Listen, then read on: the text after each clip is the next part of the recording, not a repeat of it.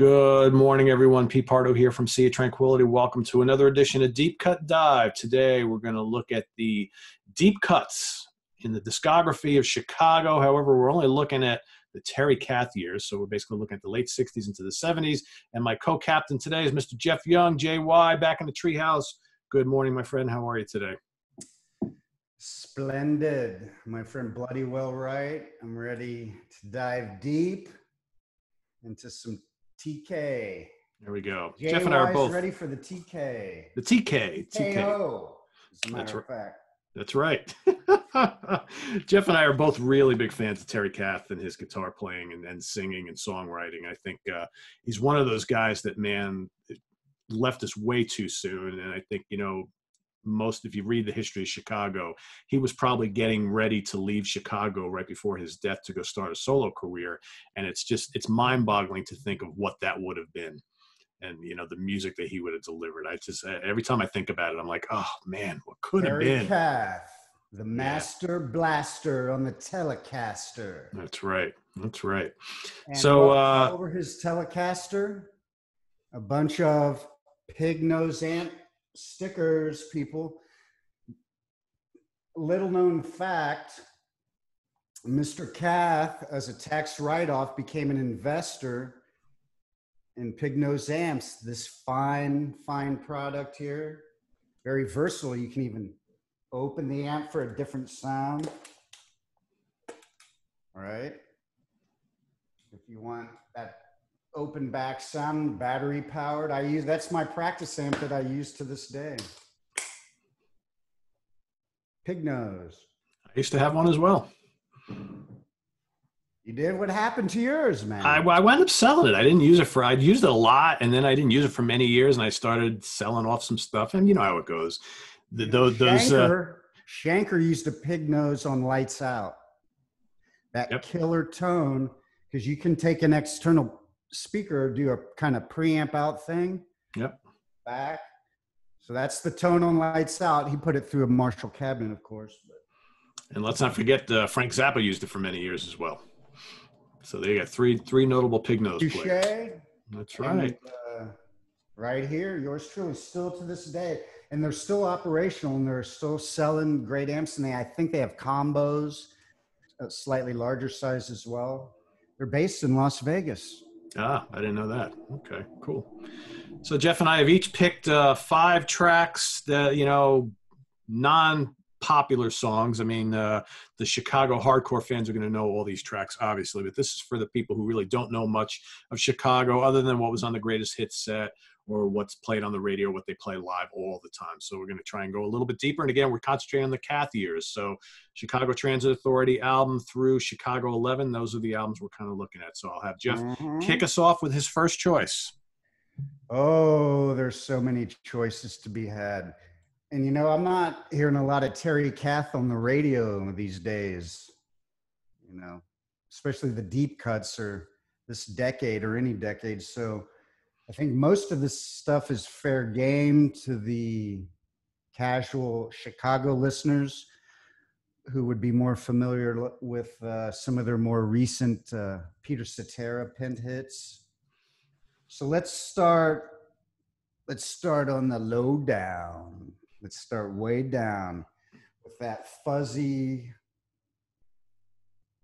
wah-wah pedal that he had on that track. Low down's my choice. Choice number 1. That's a good one. Yeah, he could play that wah-wah pedal, man. And that foot on that pedal, it was just absolutely perfect. And I can think of everybody usually goes to 25 or 6-4 as like his greatest guitar solo and the one that showcased the wah-wah. But I think you might have a couple that are coming up and that's one of them where I would definitely send people to go check out. So that's a good choice. I think mine too. Poem 58 from Chicago Transit Authority, 1969. That's like a guitar showcase. The first 3 minutes of that song is just scorching. Apologize. What was your choice? Poem 58. All righty. And making sure if we duplicated, and we haven't yet. Okay, cool. We're only one into it, so I bet you we don't duplicate any, but we'll see. I love Poem 58. It's one of my favorite Chicago songs. And even though I included it in my top 10 Chicago song show, my top 10 song show, it had to be included here because it is a true deep cut on this album. If they ever played it live, they played it briefly. It's not on any of the hit sets or the live albums. And it's just a absolute, I mean, we're talking about Terry Kath here, right? We're trying to give people like those Terry Kath highlighted deep cuts where he wrote the song, sang or just played great guitar. And I think this is an absolute great showcase for his talents. It's just that hard rocking bluesy song with just some absolutely killer guitar work. And I love it. It's one of a handful of Chicago's heavier songs from that time period. And Poem 58, check it out, people. Back to you. I got to be honest. I got a few ties here because some of these songs are real short. Like a couple I picked were like not much more than a minute and a half, and we'll get to those. But how about some Mississippi Delta City Blues, written by Terry Kath as well? Yep, that's a great choice. That was one of my many selections that I had. I put my 5 together, and then I had like this other group of like 5 or 6, and that was one of them. That's a great choice. Great choice. And it's just so bluesy and just swampy and great track. Good choice. I like some swampy. That's right. All right, so I'm going to go to the second album from 1970 for a song. It's actually not very deep on the album. It's the kickoff track, Moving In, from Chicago, or otherwise known as Chicago 2. It's just got, I love his vocals on that song. It's the song is very catchy. It's kind of light, airy, and jazzy.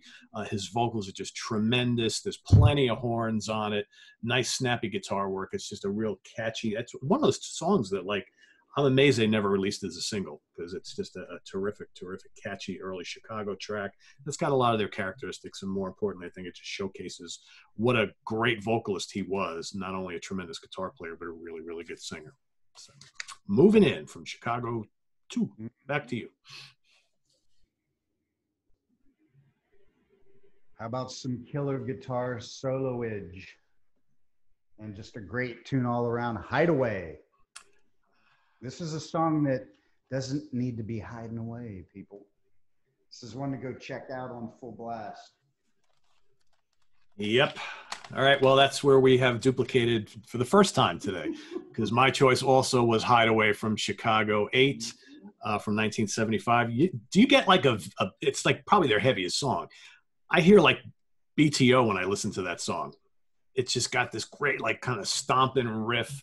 Probably his head. It's almost like a heavy, like a proto metal riff from Kath. And Cetera's vocals are fantastic. Jamming with BTO. Yeah, exactly. It's just got that kind of like brontosaurus kind of stomp. It's just really cool. It's got some great solos, and I love Cetera's vocals on that song. It's like Cetera, when he wanted to, can rock out as well. So I love Hideaway. Great choice by both of us. They had Kath wasn't really keen on Cetera at first. Yeah, I know. If people check out the Searching for Terry Kath documentary that was produced and stars his daughter, she's searching for the long lost pig-nosed Telecaster, but in the process, she discovers the man that, you know, she grew up without a father in her life. So through all the people that she meets, she really gets to know what a beautiful human being he was. Yep. How about Taking It on Uptown? Great song. Great song. Written by Terry Kath. So that was my honorable mention. He wrote as well, you know, as Shredded Up a Storm on, and that was a good one. Yeah, and that's from this album. Titles. I mean, he's all over. He's a real Renaissance man. He's down in the Delta City Blues. He's taking it on Uptown. He's nationwide. Yeah, that's a great song. It's another really good kind of hard rocker. It's got like a little bit of funk and blues on it, and his solos are just nasty on that song, and the vocals are great too. Yeah, it's that was my honorable mention, Jeff. That was my honor. There we go. All right, so where are we at here? All right, how about Chicago 5 from 1972? I'm a big fan of that album. And a song called Now That You've Gone from this one right here. Funky song. The rhythms are great. Kath again on lead vocals. The horns are absolutely killer. And I just love the backing vocals from Peter Cetera and Robert Lamb. And it's got some real kind of tasty guitar licks. Another really catchy song from this album. I really dig this album, Chicago 5, a lot. A lot of hits on the album. That's kind of one of the really cool deep cuts that probably could have been a hit. Another Terry Kath gem from the 70s. Back to you. This is the two short ditties, both not much more than give or take a minute and a half. So I'm going to do a tie, and they come right together one after the other on the album. So how about the instrumental To Be Free? Oh yeah. And Now More Than Ever. That's, yeah. Yep. Great choices. Great choices. They both come after a more well-known song that precedes them that everyone knows, but keep on listening to that record. Don't pick up the needle after the hit. To Be Free and Now More Than Ever. Yep. So of course he's talking about this album right here. A lot of, I mean, you know, I had to stop myself from choosing like the epic movements, the multi-part suites on this album or the third album, because it's like, I mean, those are pretty deep, I guess. But it's not what this show is. It's deep. Yeah, we're going pretty deep. We are. So that's a good choice. I like that. Good duo choice. And my last choice here is from the very, very underrated Chicago 7 album, which is kind of like their jazz album, for a song called Biblos, which I think is one of the absolute masterpieces from Terry Kath, but very different from everything else we've just been talking about. So, you know, written and sung by him. It's got this really emotional acoustic guitar work throughout it. The whole song has this kind of like breezy, like Latin jazz feel. There's lots of cool percussion and flute and piano. Just an absolutely gorgeous song that I think gave another side to the man, the musician, the songwriter that was Terry Kath. And again, I have to say it, it's like all these songs we're talking about, could you imagine him going solo, living, you know, not dying, and pumping out, you know, one after another solo album with his own band, doing his own thing. I think based on what we heard in Chicago, that would have been like absolutely wonderful. It's like, really sucks to think about what could have been. It really does in this instance. Yeah.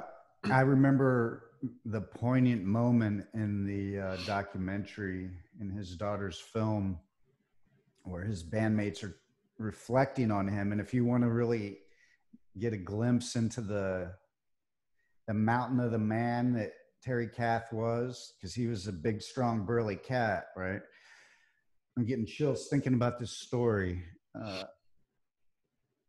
When the horn player had to, because Terry was doing everything by feel and ear and instinct, but he needed someone to chart everything out, to communicate it to the rest of the band. And when that horn player tells the moment about when he finally sat down to write out and transcribe out what Terry was hearing on the introduction, on that, he said, that's when I fully realized the level of genius. You know, Jimi Hendrix didn't just call him the greatest guitar player alive for no reason, right? Yeah. And yeah, he was deep. I think that was Jimmy. By the variety of his music. Oh, absolutely. Of course, this was a perfect band where he could stretch far. He didn't have to just stay in one lane. But again, like we were saying, if he would have lived on and went solo and could have his full palette exposed. And that's what makes those early albums so great. Just like what you said, they didn't just go down one path. They were doing all sorts of different stuff. And I think that's what frustrated him as the 70s wore on, because he saw the record label really pushing them to crank out the hits. And he's like, you know, these albums are becoming a little formulaic. Still great stuff on these albums. But I think if you look at like the first 3 or 4 albums And then the last couple he did, you can kind of see them going down that road, and he was anticipating that. So he's like, yeah, it's probably time for me to kind of move on from here. And then boom, he's gone. But I think it was James Pankow from the documentary who was talking about what you mentioned before. And yeah, I remember watching that documentary, and they're talking to all the surviving members, and you can still see how deeply they feel for this guy who's been gone now for what, like one cat's busting out in tears. Yeah, and here it's decades. Along with me, Yeah. It was, So they still feel the loss story. of it. Yeah, it really is, and it's a guy who was really, really loved by his bandmates and his friends and family and the fans. So it's just. I mean, he was the leader of that band. Make no mistake about it. So the fact that they were able to continue in his honor, and they knew he wouldn't have wanted him to quit. So that's admirable of the band, but they never had that guitar hero again in the band. No, they never did. They tried with multiple and you guys. Can never, I mean, that's a long search. Yeah. Well, you know what? Because he wasn't just a guitar guy. I mean, he was a fantastic player, but he wrote and he sang, and they never got that total package ever again. He was one of our early musical visionaries. Yep. The pop, rock, fusion genre. Which all these years later, people are just starting to figure out. Yeah, exactly. So, pardon?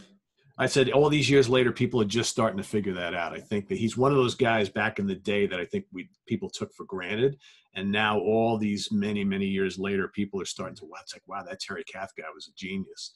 It's like, he always was. It's not people who are just figuring it out now are a little late to the game. Just on 25 or 624. Right, exactly. If they go out and watch this film, it's a done deal. People are, yeah. You'll never forget him. No, and there's a lot of live footage on like YouTube of Chicago back in the day. That's just amazing to see and to just watch. Even if you go watch the live 25 or 64, watch that boy play. Yeah. Watch that boy play, and his guitar sound was so cool. It was. Very different, and we'll get to freeform guitar here in a minute, but one of my favorite live clips of the band with him in it is it's a very early video. I forget where. I think it was taped in Europe or something like that, or maybe it's Tangled. I don't remember exactly, but it's the band doing "I'm a Man," the old Spencer Davis classic. I knew you were going to say that because that's exactly. If I didn't think of it like the obvious 25 or 624, that'd be like the second video, and the whole band starts to join in, a little bit at a time. And that's really cool how you see them all layering in. Yep. And his tone is just absolutely molten on that. It's just amazing. It's just, it's incredible. He's just shredding. Let's not forget the voice on the gentleman. Oh, yeah. The song like Color in Your Life, the prom hit of all time, right? Yeah. Yeah, it's just a great singer. Think of that voice. Very soulful singer. Yeah. Anyway. That's a lot of talent. That's why he was such a big guy to fit all that talent in there. Yeah, exactly. I'm not talking big like Leslie West big. He's just like he was tall and he had some girth to him. Yeah, he's and he loved life. I mean, if you watch the documentary, it's like, he was a party animal too, and he just loved he wanted to experience everything, but he was a family man, and he loved this music, and he was very creative. So anyway, there you have it. You got any last minute additions to this little list here, or? Boy, do I. Oh. I didn't put freeform guitar improvisational jam because that's more of a. I read a review as I was doing research, and the guy said it's as hard to listen to today as it was back then. Because it's not like the Star Spangled Banner. No. Not like Eruption or Spanish Fly. It's something where the guy's just getting primal. Yeah. Primal. It's jarring to listen to even today. Yeah. Jarring. And you think what was going on in the world at that time, politically, and what he was probably trying to express with that. So that'd be one, of course. How about from Chicago 3? Sing a Mean Tune, Kid. Yeah, That yeah. solo, Yeah. it sounds like Kath's almost spinning off the rails. Yep. I like He's that a got the lot. control on that tune. So I got to put that out there. And how about Jenny? Not forgetting Song of the Evergreen. Yep.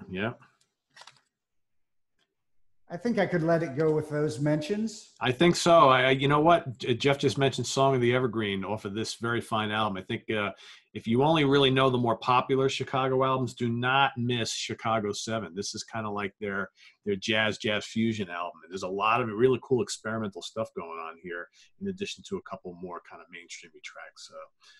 Fantastic album. This is the one that Biblos is on, and I definitely recommend people check that out. So there you have it. A little bit of Terry Kath love today, right? Some deep cuts from Chicago from the 70s, the Terry Kath years. So for those of you watching, feel free to contribute some of your choices in the comments below. Remember, we're trying to go past the radio hits and the songs they always play live, and the greatest hit selections, all that sort of thing. So curious to see what some of you come up with. Let's just discuss some Terry Kath in the comments below. So I want to thank Jeff for joining us here today. Your presence here is, as always, a pleasure, my friend. But Jeff is coming back, so that's right. So tomorrow morning, Jeff and I are going to do the same exercise once again for the Who, or the Ooh, right? And so that's coming up tomorrow morning, so you don't want to miss that. So make sure you visit us on the web at www.seatranquility.org. We're on Facebook, we're on Twitter, of course, we're here on YouTube all the damn time. Jeff's got a new single available. Jeff, you want to talk about that for a second? Slow burn, people. Go to jeffyoungsongs.com. The link's all updated, website all updated. You can get the first 3 singles off my new instrumental album. The album's called Revolutions, and I'm releasing them one song at a time. Monsoon, the first single's there. In the Flesh, the second, and Slow Burns there. I got some of the baddest mofos on the planet joining me on these tracks.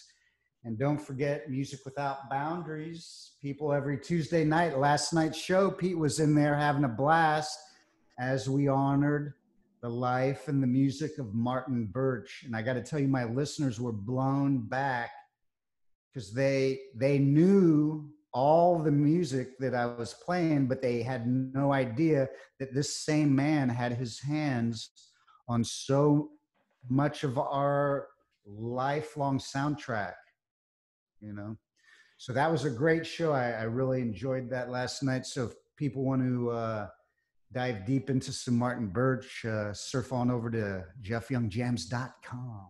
Yeah, make sure you check out that show in its entirety. It was a lot of fun, and it's just as the show was airing, I was texting Jeff and saying, man, it's just so cool to hear like these classic Rainbow and Black Sabbath and Iron Maiden and Whitesnake and all the usual suspects, Michael Schenker Group, all these songs kind of back to back to back to back. And yeah, one guy was responsible for helping put all those together, and that's the guy. I think you succinctly private messaged me that I think this show last night was all the proof anyone needs of, the legend and, just the reach of one man on the entire face of music.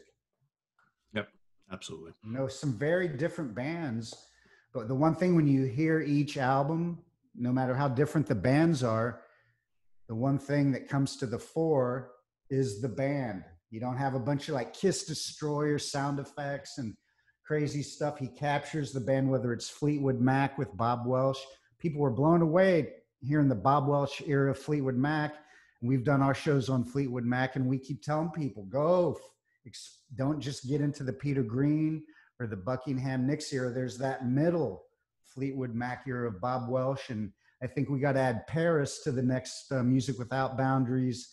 They woulda, coulda, shoulda been legends. That's another show people would dig. That was the week before last. Pete was a guest, and we talked about bands that were just right there on the cusp and woulda, coulda, shoulda been legends. We talked about Stars. We talked about Rex, 2 brothers, both frontmen, 2 different bands, both amazing. We talked about Vandenberg, Angel, Piper, who spawned superstar Billy Squier. Yep. The Gods. People got to go back and discover Piper, because that band has, of all those bands, they got the mystery. Both those albums were so cool, and look what happened with Billy after they plucked him out of there. Yeah, that was a good show, and Jeff and I are plotting a part 2 of that. So part 2, yeah. So I'm already thinking of people that are going to be splendid on part 2. Maybe we'll do that next week. Sounds good. So check all that stuff out, guys, and make sure you come back tomorrow morning for Jeff and I, Deep Cut Dive on The Who. So we'll see you then. Have a good one. Bye-bye.